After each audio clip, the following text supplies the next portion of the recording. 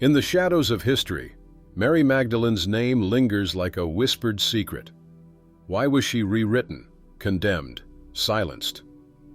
Imagine a woman whose truth held the power to unravel everything the Church constructed. Her story is one of hidden strength and divine feminine energy, a narrative buried beneath layers of secrecy and shame. This is not just her journey, it's an echo of our own struggles against erasure.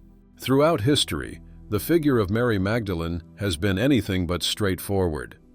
For centuries, a carefully constructed lie portrayed her not as the devoted follower of Christ she truly was, but rather as a repentant prostitute, an image that has unfortunately stuck with her for far too long.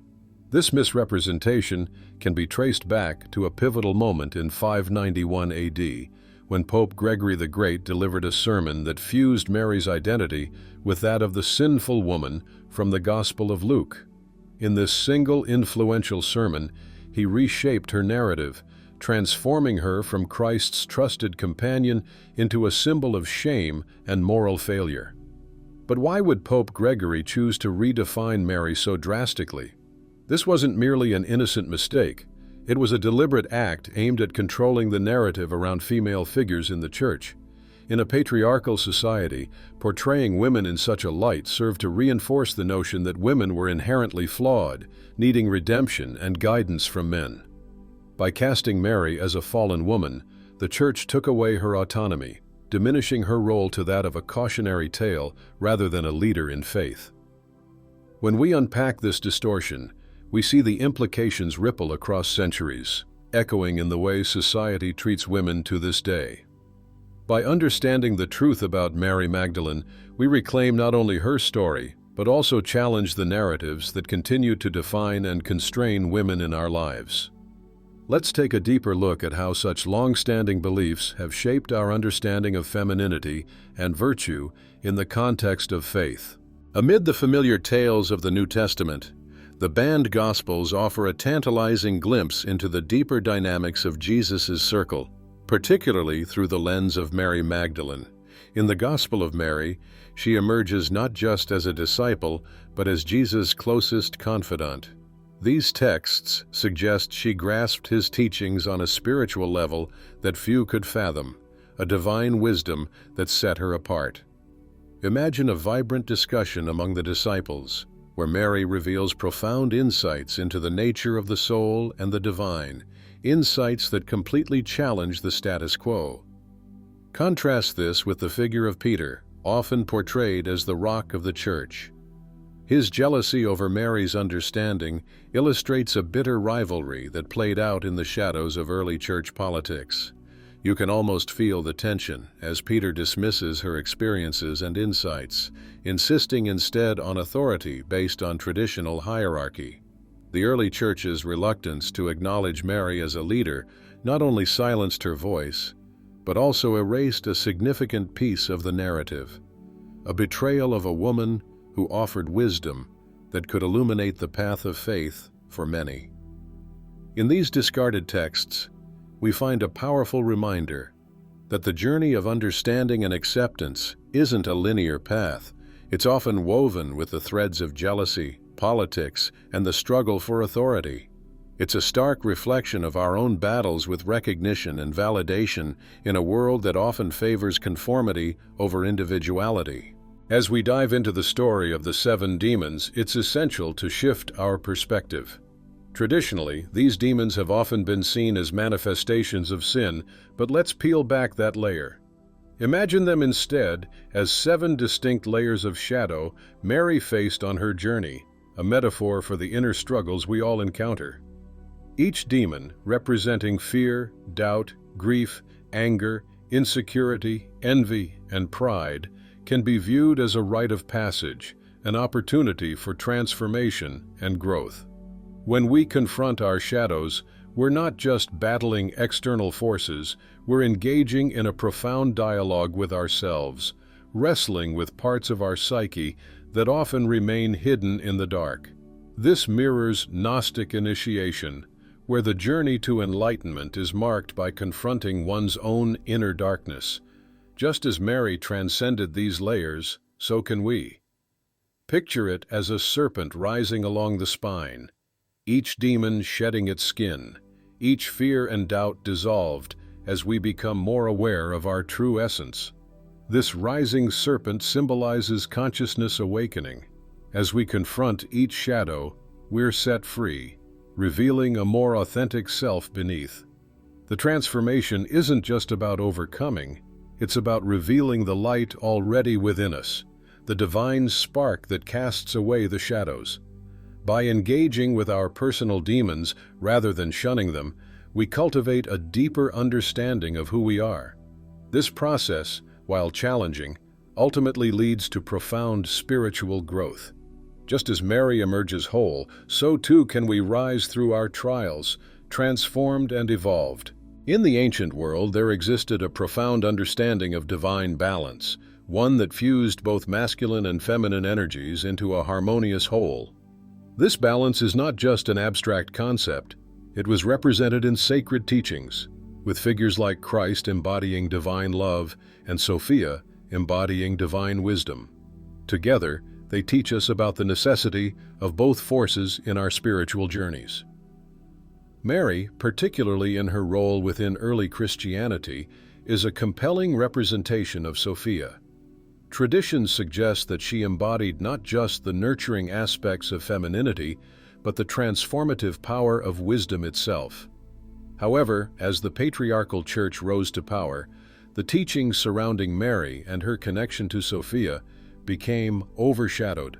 The call for wisdom, the feminine principle inherent in spiritual teachings, was pushed to the margins. This push wasn't just about theology. It echoed a societal fear of wisdom that didn't align with male-dominated narratives. When we look to other traditions, the parallels become striking. Take Isis, the Egyptian goddess of wisdom and magic, and Shakti, the divine feminine energy in Hinduism that fuels creation and transformation. Both these archetypes resonate with the essence of Sophia, embodying a deep understanding of the world that is nurturing yet powerful. Furthermore, consider the Shekinah in Jewish mystical thought, representing the feminine presence of God. Like Sophia, Shekinah illuminates the divine nature of wisdom and love. In these traditions, the feminine is not just supportive, but vital for the fullness of divine expression. Reflect on this in your own life. How often do we overlook the wisdom that comes from feminine perspectives, be it in our relationships, our spirituality, or even within ourselves? Embracing the lost teachings of the divine feminine invites us to reclaim that balance and recognize the divine wisdom that resides in each of us, encouraging an awakening that can inspire true wholeness in our lives and communities. This is not just a spiritual quest, it's a call to harmonize the energies within us all. In 1945, in a remote area of Egypt, a fateful discovery reshaped our understanding of early Christianity. Local farmers stumbled upon a buried cache of ancient texts near Nag Hammadi, a site previously thought to hold little significance. These texts, written in Coptic, included a treasure trove of Gospels deemed heretical by the early church, opening doors to lost perspectives on faith and spirituality. Among these lost voices was the profound Gospel of Mary. Within its pages, Mary Magdalene emerges not just as a follower of Christ, but as a visionary leader.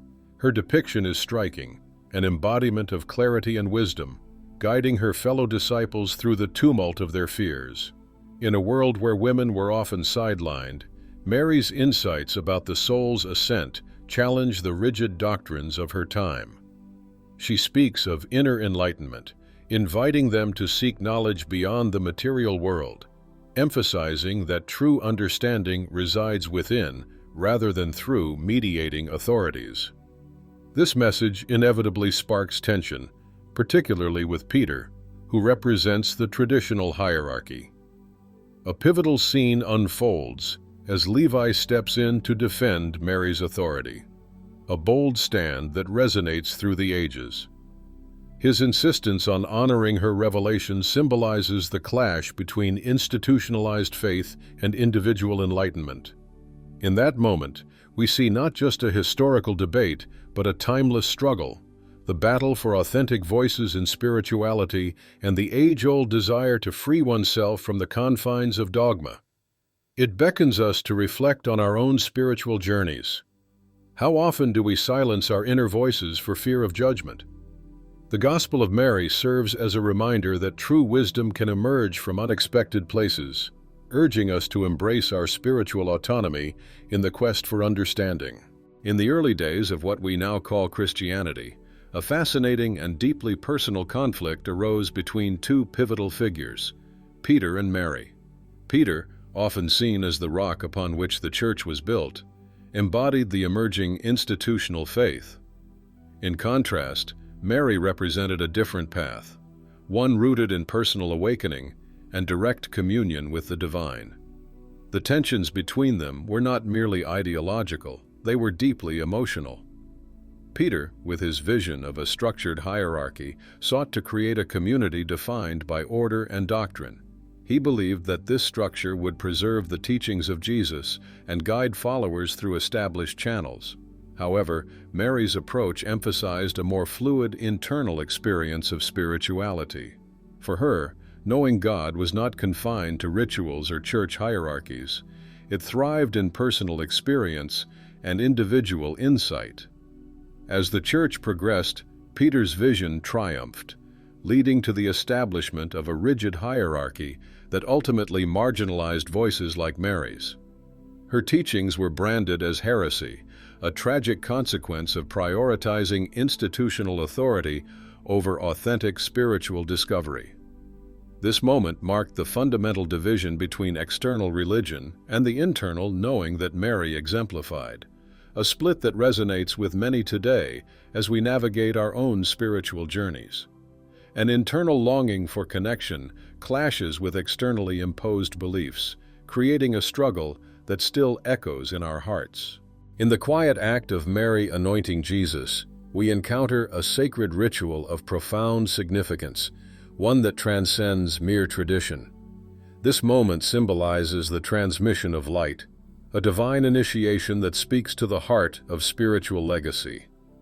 Mary isn't just anointing her son, she embodies the true bearer of the Grail, not a mere chalice, but a vessel of divine knowledge meant to illuminate the path for humanity. Imagine for a moment what it means to be a holder of such light. The myths surrounding her bloodline paint a picture of an extraordinary lineage. Here stands Mary, not just as the mother of Jesus, but as a custodian of spiritual truths that ripple through time, influencing generations.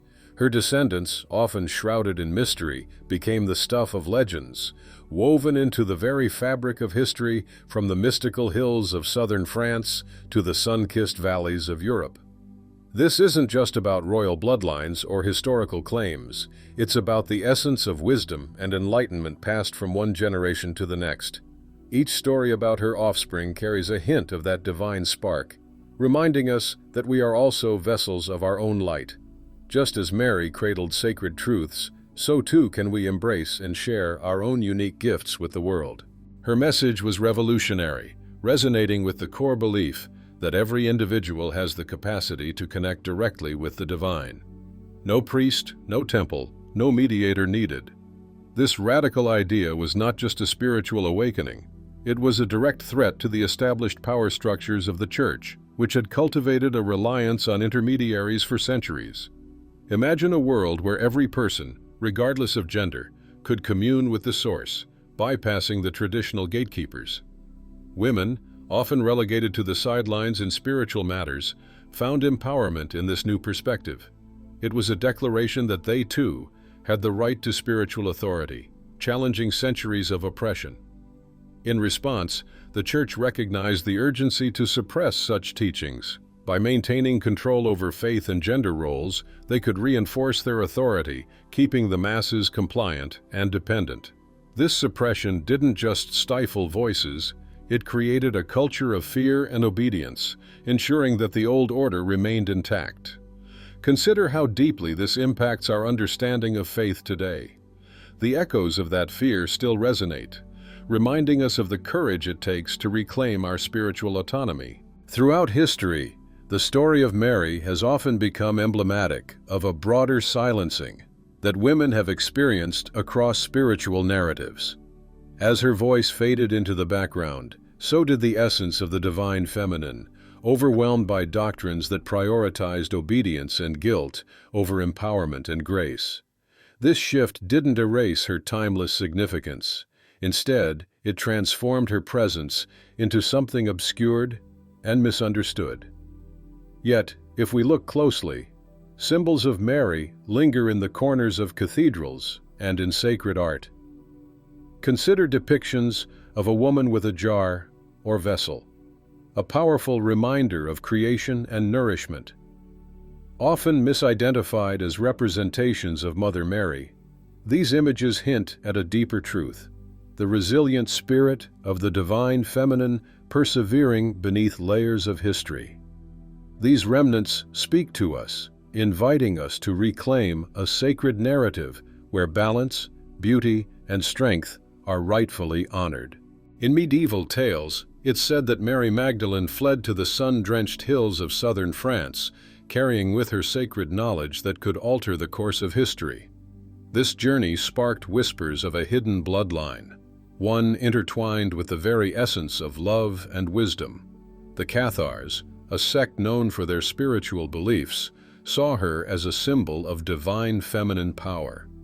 Meanwhile, the Knights Templar, sworn guardians of these secrets, stood as protectors of her legacy.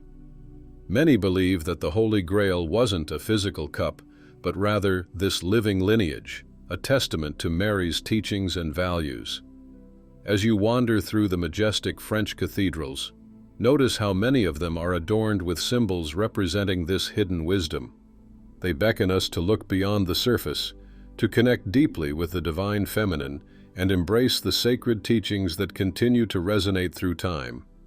In a way, we all seek that same love and enlightenment she carried. Mary Magdalene emerges not just as a follower of Jesus, but as a profound symbol of Sophia, the lost wisdom.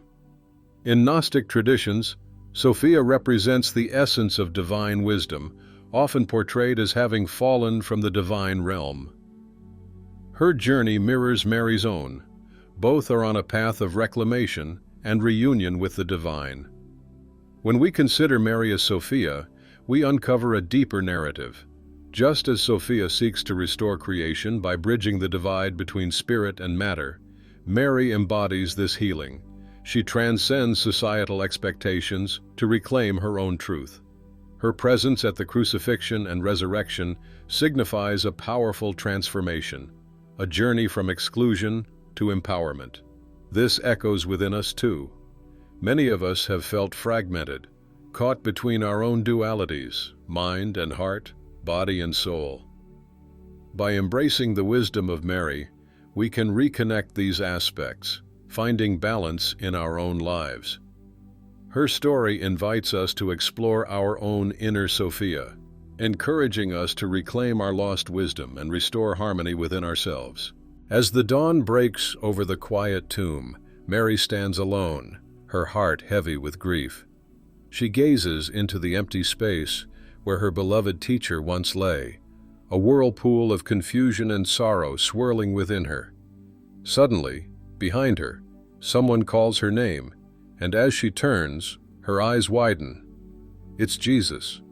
The overwhelming joy coursing through her is electric, yet it's laced with disbelief. When he gently tells her, "Do not cling to me," it may sound like rejection, but it's far deeper. It's an invitation, a call to rise from despair and uncertainty. Mary becomes the first witness to the resurrection, the first apostle to the apostles. In this profound moment, she embodies humanity's awakening, encouraged to embrace a new consciousness. Jesus isn't closing a door. He's opening a pathway to divine balance, urging us all to step into a transformative reality where love and hope reign. Mary's story resonates deeply in today's world, where the modern rise of spiritual awakening invites us to reconnect with the divine feminine. This awakening isn't just a trend, it's a collective yearning for truth beyond the constraints of dogma. Every one of us grapples with an internal call, urging us to reclaim our lost wisdom. nurture our intuition, and foster balance in our lives. Mary's journey mirrors this reclamation process. As she navigated her own struggles, she unearthed the power of vulnerability, compassion, and intuition, traits that embody the divine feminine. Her story inspires us to reflect on our paths and encourages us to embrace our truths unapologetically. In a world often dominated by rigid structures, her narrative is a powerful reminder that it's okay to break free, to seek a deeper understanding of ourselves and our place in the universe. Mary's return heralds a profound shift, urging us all to reclaim our inner power and to honor the sacred feminine within. As we draw our exploration to a close, we find that Mary's story resonates with more than just the echoes of history. It reverberates within each of us. Her silenced voice, once muffled by fear and misunderstanding, rises again, powerful and unwavering. This is not simply a tale of the past, but a reminder of the truths we carry within ourselves, often buried beneath layers of doubt. In honoring Mary, we reclaim the parts of ourselves that have been overlooked, the dreams we've stifled, the voices we've silenced. Let her story inspire us to seek our own hidden truths and shared struggles. As we reflect on her legacy, consider the power of speaking our truth. Share it, nurture it, and let it echo through time. After all, these voices, like Mary's, refuse to fade away, beckoning us to listen closely as we forge ahead into a new dawn.